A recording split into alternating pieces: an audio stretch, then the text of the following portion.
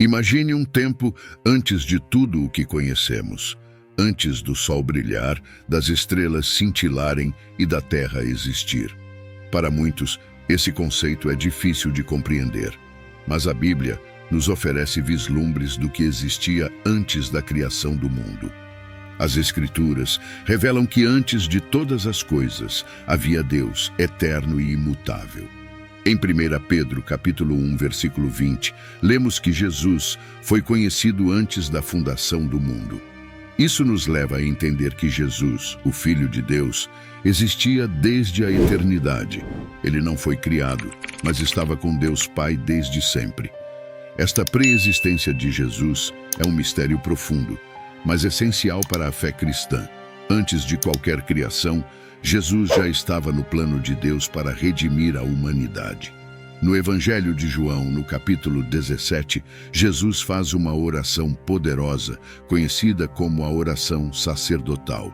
Ele diz: "E agora, Pai, glorifica-me junto a ti mesmo com a glória que eu tinha contigo antes que o mundo existisse." João 17, versículo 5. Essa passagem nos dá uma visão clara de que Jesus compartilhava uma glória única com Deus antes da criação. Não havia apenas uma existência, mas uma comunhão e uma glória compartilhada entre o Pai e o Filho. Antes da criação do mundo, havia uma realidade espiritual rica e complexa. Deus Pai, Deus Filho e Deus Espírito Santo viviam em perfeita harmonia e amor. Essa comunhão divina é difícil para nossas mentes finitas compreenderem, mas é fundamental para entendermos o propósito da criação.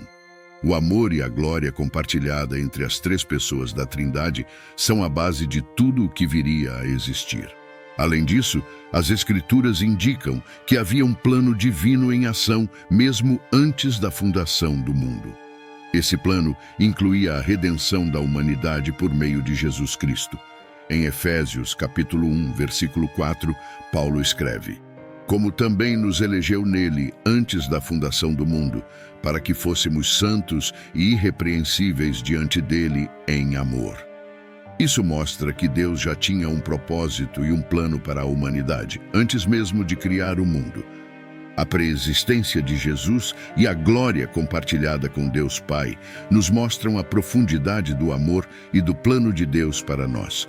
Antes que qualquer coisa material existisse, havia um propósito divino que culminaria na vinda de Jesus ao mundo para salvar a humanidade.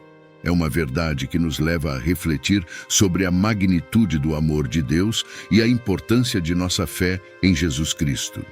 Portanto, antes da criação do mundo, havia um amor eterno e uma glória compartilhada entre o Pai e o Filho.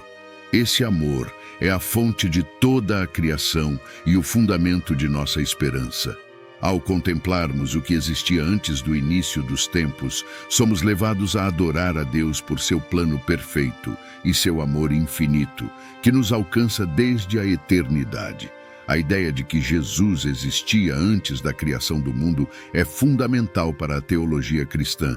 Revela que a encarnação de Jesus não foi uma reação a eventos históricos, mas parte de um plano eterno.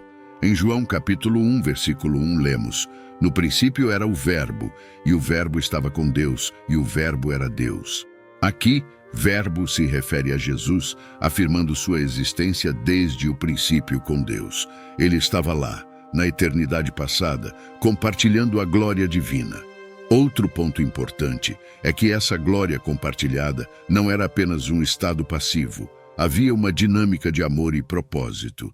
Em Colossenses capítulo 1, versículos 16 e 17, Paulo escreve: "Porque nele foram criadas todas as coisas que há nos céus e na terra, visíveis e invisíveis, sejam tronos, sejam dominações, sejam principados, sejam potestades. Tudo foi criado por ele e para ele. E ele é antes de todas as coisas, e todas as coisas subsistem por ele." Este texto nos revela que Jesus, o Verbo, não apenas existia antes da criação, mas também era o agente ativo na criação de todas as coisas. Além disso, a preexistência de Jesus e a glória que ele tinha com o Pai antes da criação nos dá uma visão do propósito redentor de Deus. Em Tito capítulo 1, versículos 2 e 3, lemos sobre a esperança da vida eterna, a qual Deus, que não pode mentir, prometeu antes dos tempos eternos. A promessa de vida eterna, revelada em Jesus Cristo, foi estabelecida antes do início dos tempos, mostrando que a redenção e a salvação sempre foram parte do plano divino. Assim, ao refletirmos sobre o que existia antes da criação do mundo, somos levados a um entendimento mais profundo da natureza de Deus e do seu amor por nós. A preexistência de Jesus, a glória compartilhada com o Pai e o plano redentor revelam a profundidade e a eternidade do amor divino. Deus, em sua infinita sabedoria, já tinha um plano de salvação em ação, demonstrando que o amor e a redenção são centrais à sua natureza eterna. Antes da criação do universo, antes que qualquer estrela brilhasse ou que a terra tomasse forma, existia a majestade eterna de Deus. Imagine um poder e uma glória que transcendem qualquer coisa que possamos compreender. Deus, em sua essência, é infinito e eterno, uma presença que não tem começo nem fim. Esta majestade é incomensurável, algo que apenas começamos a vislumbrar através das Escrituras. A majestade de Deus é revelada em diversas passagens bíblicas, mas uma das mais profundas é encontrada na oração de Jesus em João, capítulo 17. Esta oração, conhecida como a oração sacerdotal, é uma conversa íntima entre Jesus e o Pai, um momento de profunda comunhão e revelação. Jesus, sabendo que sua hora havia chegado, ele ora para que a glória que compartilhava com o Pai, desde antes da criação do mundo, fosse manifestada. Jesus começa sua oração dizendo: Pai, é chegada a hora, glorifica a teu Filho, para que também o teu Filho te glorifique a ti. João 17, versículo 1. Aqui, vemos uma petição para que a glória eterna, que existia antes do tempo, seja revelada através de sua obra redentora. Esta glória não é uma novidade, é a mesma glória que ele sempre teve com o Pai, uma glória que transcende o entendimento humano. A presença de Deus antes da criação do universo é um conceito que desafia nossa compreensão. Antes que qualquer coisa existisse, Deus já era. Ele é o Alfa e o Ômega, o princípio e o fim. Sua majestade é evidente em tudo o que ele faz, desde a criação até a redenção. A oração de Jesus em João 17 nos dá uma visão única dessa majestade eterna.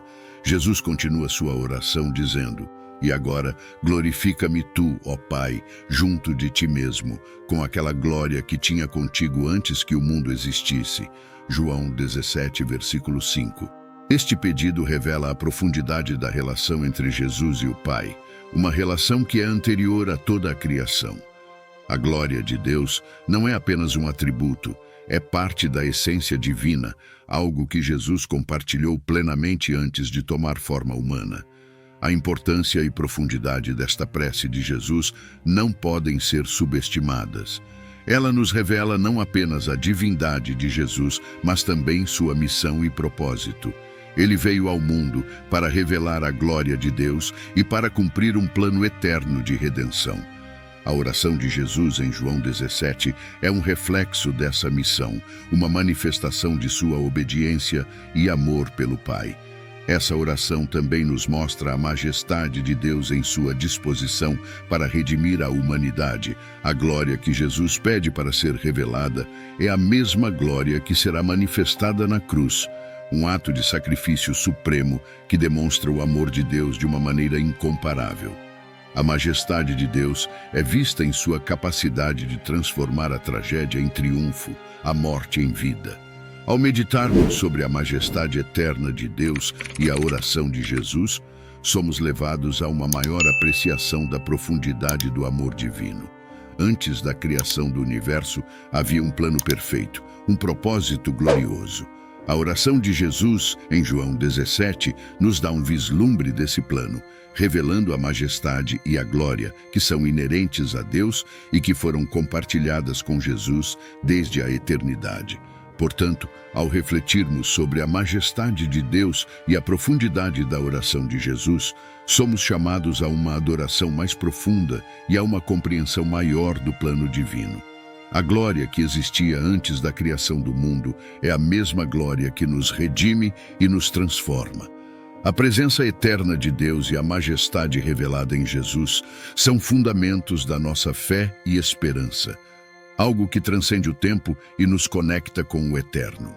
Antes que houvesse tempo e espaço, antes do universo que conhecemos, Deus já existia. Essa ideia é tanto fascinante quanto complexa, pois transcende nossa compreensão humana. A eternidade passada de Deus nos leva a um estado onde não havia início, meio ou fim. Deus simplesmente é um ser eterno, cuja existência não depende de nada além de si mesmo. Quando abrimos a Bíblia em Gênesis, encontramos o início da criação. No princípio, Deus criou os céus e a terra. Esse versículo marca o início de tudo o que conhecemos, o começo do tempo e do espaço. Antes desse momento, havia apenas Deus, em sua infinita majestade e poder. A criação de Gênesis nos apresenta um Deus que traz ordem ao caos, luz à escuridão e vida ao vazio. A criação do homem é um evento significativo nesse processo. Em Gênesis, lemos que Deus formou o homem do pó da terra e soprou em suas narinas o fôlego da vida. O homem tornou-se uma alma vivente, criada à imagem e semelhança de Deus. No entanto, essa criação é distinta da eternidade passada de Deus. O homem teve um começo, Deus não. Enquanto a humanidade foi criada para existir dentro do tempo, Deus existe fora do tempo, sem limites ou restrições. Essa distinção é crucial para entendermos a natureza de Deus e sua relação com a criação. Deus é eterno, imutável e independente. Ele não foi criado, não teve um início e não terá um fim. Sua existência eterna é um mistério que desafia nossa lógica, mas é fundamental para a fé cristã. A eternidade passada de Deus nos revela um ser que é soberano sobre todas as coisas, que controla o tempo e o espaço e que é a fonte de toda a criação. A criação do homem, por outro lado, é um ato de amor e propósito divino. Deus criou o homem para se relacionar com ele, para refletir sua glória e para governar sobre a criação. Embora o homem tenha um início, seu propósito está entrelaçado com o plano eterno de Deus. Em Salmos lemos: desde a eternidade e até a eternidade, tu és Deus. Isso nos lembra da natureza eterna de Deus, que ultrapassa qualquer conceito de tempo que possamos ter. A compreensão da eternidade passada de Deus nos dá uma perspectiva mais ampla sobre nossa própria existência e propósito. Somos parte de um plano maior, desenhado por um Deus eterno que nos amou antes mesmo de sermos criados. Esse entendimento nos leva a uma maior apreciação de nossa própria vida e do plano divino que se estende desde a eternidade até a eternidade. Assim, ao refletirmos sobre a eternidade passada de Deus e a criação em Gênesis, somos levados a reconhecer a grandeza e a soberania de Deus. Ele é o Criador eterno e nós somos parte de sua criação, chamados a viver em comunhão com Ele e a refletir sua glória. Essa distinção entre a eternidade passada de Deus e a criação do homem nos ajuda a entender melhor a nossa fé e a nossa relação com o Criador.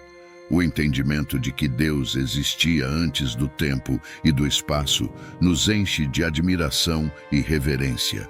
A criação é um testemunho de seu poder e amor, um ato que nos convida a participar de sua eterna glória. Enquanto contemplamos a eternidade passada de Deus, somos chamados a viver nossas vidas em resposta a esse amor eterno, sabendo que fomos criados com um propósito divino que se estende desde o início dos tempos até a eternidade. Vamos explorar a intrigante e misteriosa identidade dos filhos de Deus mencionados nas Escrituras. Essa expressão aparece em passagens como Gênesis, capítulo 6, e no livro de Jó, suscitando debates e interpretações variadas ao longo dos séculos.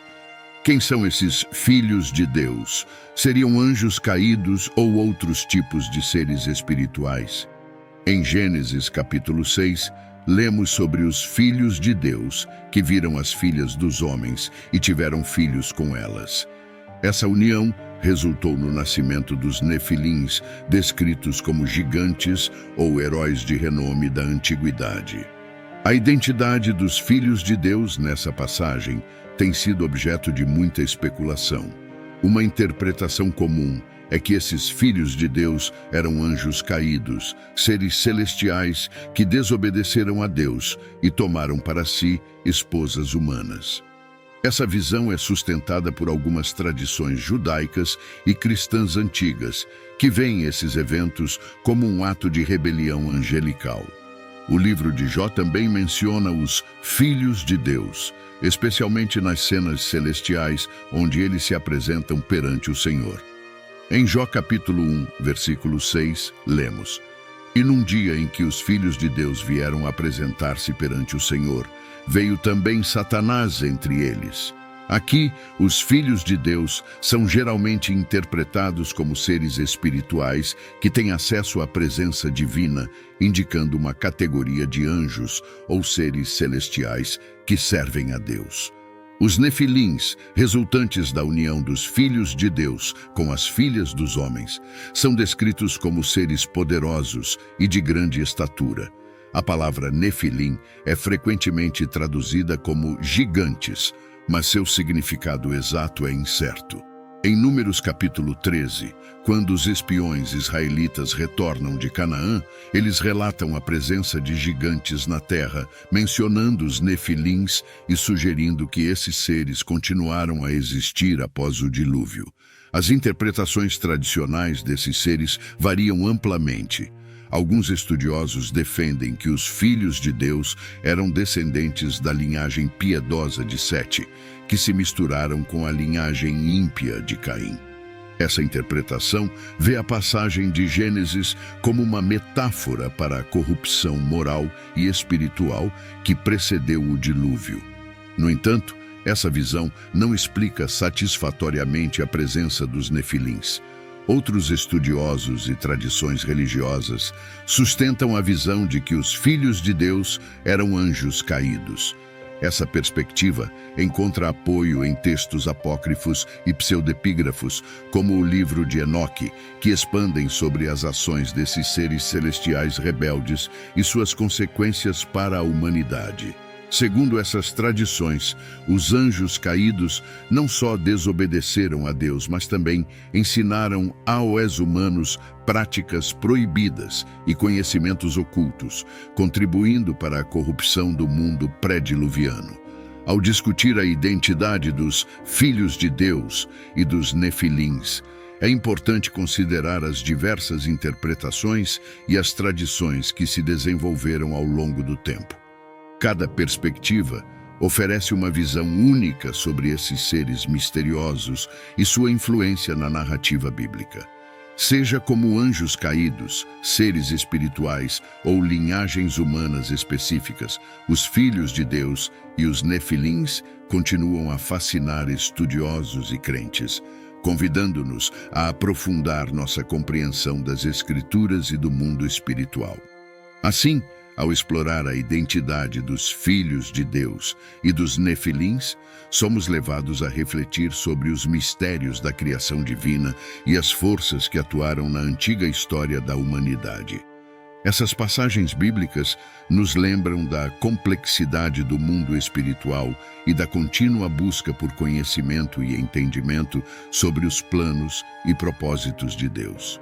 A visão de João no livro de Apocalipse nos oferece uma imagem poderosa e detalhada da glória de Jesus.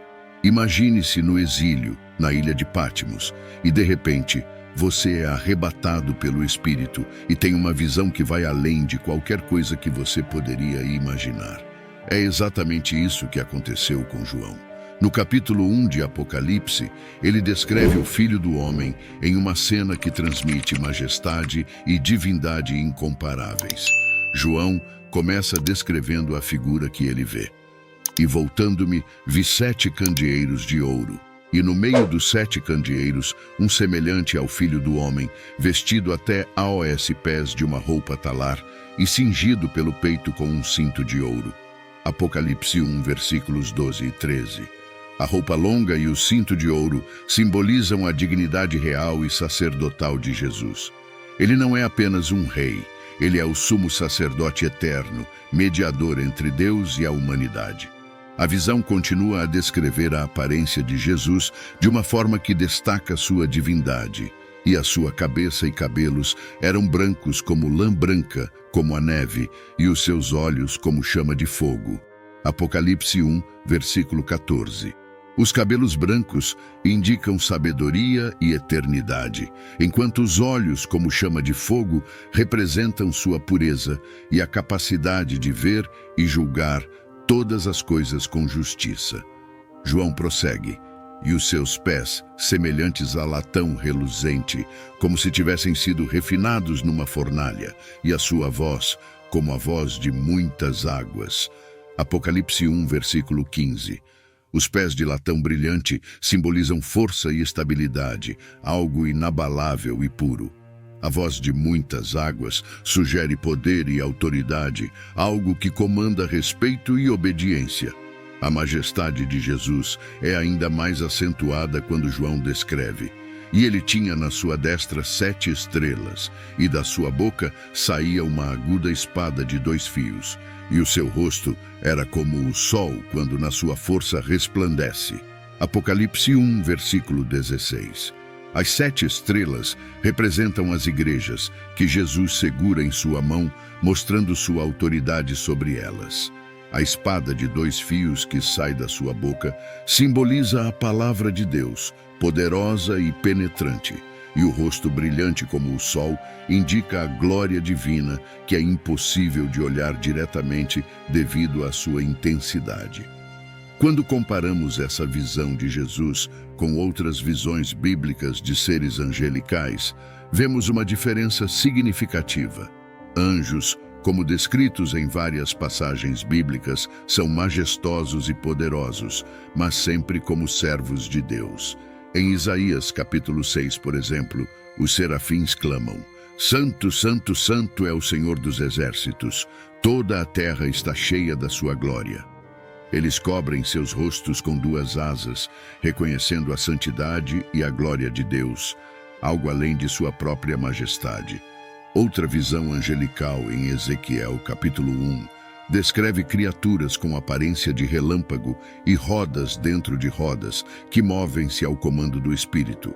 Apesar de impressionantes, esses seres servem ao propósito de exaltar a glória de Deus, enquanto a visão de João em Apocalipse foca diretamente na glória intrínseca de Jesus, o Filho do Homem, destacando sua divindade e supremacia. A glória de Jesus, como descrita por João, não apenas reafirma sua divindade, mas também nos dá uma imagem clara de sua autoridade e majestade eterna. Ele é o Alfa e o Ômega, o princípio e o fim, que estava morto e agora vive para sempre. Essa visão nos chama à reverência e adoração, reconhecendo que Jesus não é apenas um mestre ou profeta, mas o Rei dos Reis e Senhor dos Senhores, cuja glória enche o céu e a terra. A doutrina da predestinação é uma das mais profundas e complexas da teologia cristã, oferecendo uma visão sobre o propósito eterno de Deus para a humanidade. Predestinação, em essência, é a crença de que Deus, em sua soberania e sabedoria, determinou desde a eternidade quem será salvo. Esta doutrina é central para entender a relação entre a soberania divina e a responsabilidade humana. Em Efésios capítulo 1, Paulo escreve de forma clara sobre a predestinação, porque nos elegeu nele antes da fundação do mundo, para que fôssemos santos e irrepreensíveis diante dele em amor, e nos predestinou para sermos filhos de adoção por Jesus Cristo, para si mesmo, segundo o beneplácito de sua vontade. Efésios 1, versículos 4 e 5. Este versículo destaca que a escolha de Deus é feita por sua vontade e amor, e não baseada em qualquer mérito humano. Desde antes da criação, Deus já tinha um plano perfeito para redimir e adotar os crentes como seus filhos. Outra passagem importante é Romanos capítulo 8, onde Paulo afirma: "E sabemos que todas as coisas contribuem juntamente para o bem daqueles que amam a Deus, daqueles que são chamados por seu decreto. Porque os que dantes conheceu, também os predestinou para serem conformes à imagem de seu Filho, a fim de que ele seja o primogênito entre muitos irmãos." Romanos 8, versículos 28 e 29. Aqui, Paulo conecta a predestinação com a conformidade à imagem de Cristo, indicando que o propósito de Deus é transformar os crentes para serem como Jesus. Refletir sobre a predestinação nos leva a uma maior compreensão do propósito de Deus para os crentes. Ele nos escolheu para sermos santos e irrepreensíveis, refletindo sua glória e vivendo em comunhão com Ele. Este entendimento nos oferece uma grande segurança, sabendo que nossa salvação não depende de nossos esforços, mas do plano soberano de Deus. Isso, no entanto, não anula a nossa responsabilidade. Em Filipenses, Paulo nos exorta: "Desenvolvei a vossa salvação com temor e tremor." Filipenses 2, versículo 12. Isso mostra que, embora Deus tenha predestinado nossa salvação, somos chamados a viver de acordo com esse chamado, buscando uma vida de santidade e obediência. A visão divina sobre a predestinação também nos ajuda a compreender a graça de Deus. Em Efésios capítulo 2, Paulo lembra que somos salvos pela graça por meio da fé, e isso não vem de nós, é dom de Deus. Esta graça é o fundamento de nossa salvação, e a predestinação nos mostra que essa graça foi planejada desde a eternidade. Deus nos conhecia e nos amava antes mesmo de criarmos o mundo, e seu plano de redenção é uma expressão de seu amor eterno. Entender a doutrina da predestinação também nos desafia a confiar plenamente em Deus. Muitas vezes, lutamos para entender o porquê de certas coisas acontecerem em nossas vidas, mas ao reconhecer que Deus tem um plano soberano, podemos descansar em sua sabedoria e bondade. Ele nos guia e nos molda, mesmo nas dificuldades, para que possamos cumprir o propósito que Ele tem para nós. Assim, a doutrina da predestinação não apenas nos ensina sobre a soberania de Deus, mas também nos chama a uma vida de confiança e obediência. Somos convidados a viver com a certeza de que Deus está no controle e que seu plano para nossas vidas é perfeito e cheio de amor. Ao compreendermos isso, nossa fé é fortalecida e nossa esperança se torna mais firme, sabendo que fomos escolhidos e amados por Deus desde a eternidade. Portanto, ao refletirmos sobre a predestinação e a redenção, somos levados a adorar a Deus por sua soberania e graça. Ele nos chamou, nos predestinou e nos redimiu para que pudéssemos ser seus filhos e viver para a sua glória.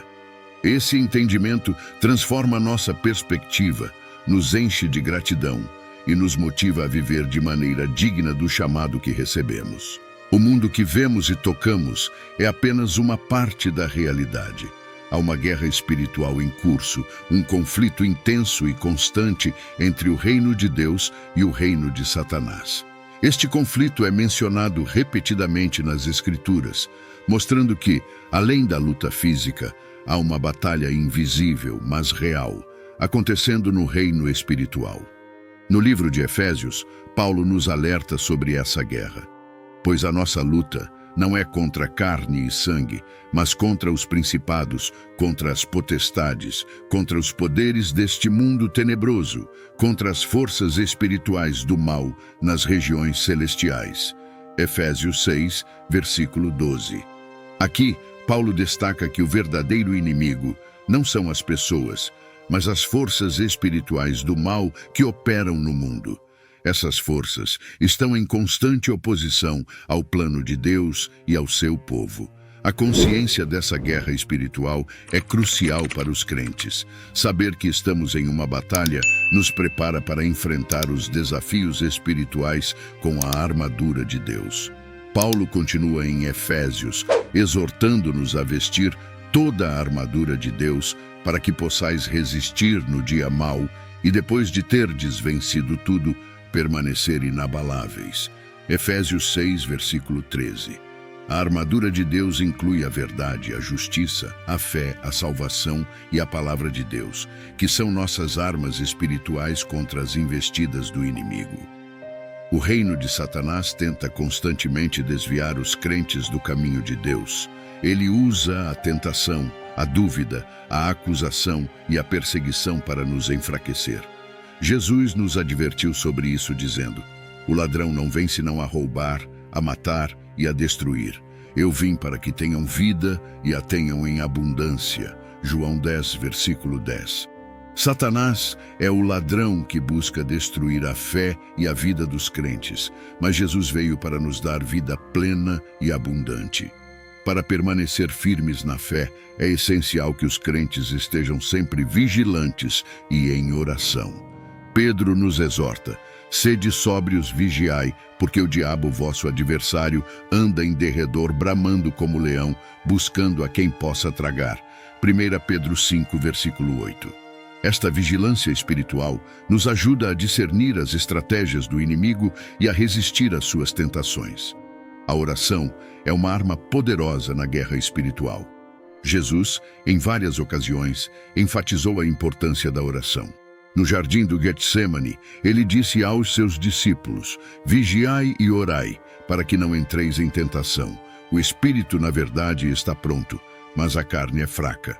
Mateus 26, versículo 41. A oração nos fortalece espiritualmente, nos conecta com Deus e nos equipa para enfrentar as batalhas diárias. Além disso, devemos nos apoiar uns nos outros. A comunhão entre os crentes é vital na guerra espiritual. Em Hebreus, somos encorajados a considerar-nos uns aos outros para nos estimularmos ao amor e às boas obras. Hebreus 10, versículo 24. Juntos, somos mais fortes e podemos apoiar e orar uns pelos outros, fortalecendo nossa resistência contra as forças do mal. Portanto, ao entendermos a realidade da guerra espiritual, somos chamados a permanecer firmes na fé, vigilantes e revestidos com a armadura de Deus. A batalha é real, mas a vitória é certa para aqueles que estão em Cristo. Ele já venceu o maligno e nos deu poder e autoridade para resistir ao inimigo. Que possamos viver conscientes dessa luta, confiando na proteção e na força que Deus nos dá, e caminhando sempre na luz de sua verdade. Antes de encerrar este vídeo, gostaria de convidá-los a fazer uma oração junto comigo. Vamos orar. Senhor Deus, agradecemos por tua palavra e pela verdade que nos revelaste. Pedimos que nos fortaleças na fé, nos ajudes a vestir tua armadura e a resistir às tentações do inimigo. Que possamos viver cada dia conscientes da guerra espiritual em curso, confiando em tua proteção e graça. Guia-nos e guarda-nos em teu amor, em nome de Jesus. Amém. Se este vídeo tocou seu coração, peço humildemente que você se inscreva no canal, deixe um like como forma de apoio e ative o sininho para não perder nenhum vídeo. Assim, o YouTube poderá avisá-lo sempre que um novo vídeo abençoado for publicado. Também gostaria de convidá-los a participar nos comentários. Compartilhe o que mais te tocou neste vídeo, especialmente a parte sobre a majestade de Jesus ou qualquer outro ponto que tenha falado ao seu coração. Sua interação é muito importante e ajuda a fortalecer nossa comunidade de fé. Que Deus abençoe a todos.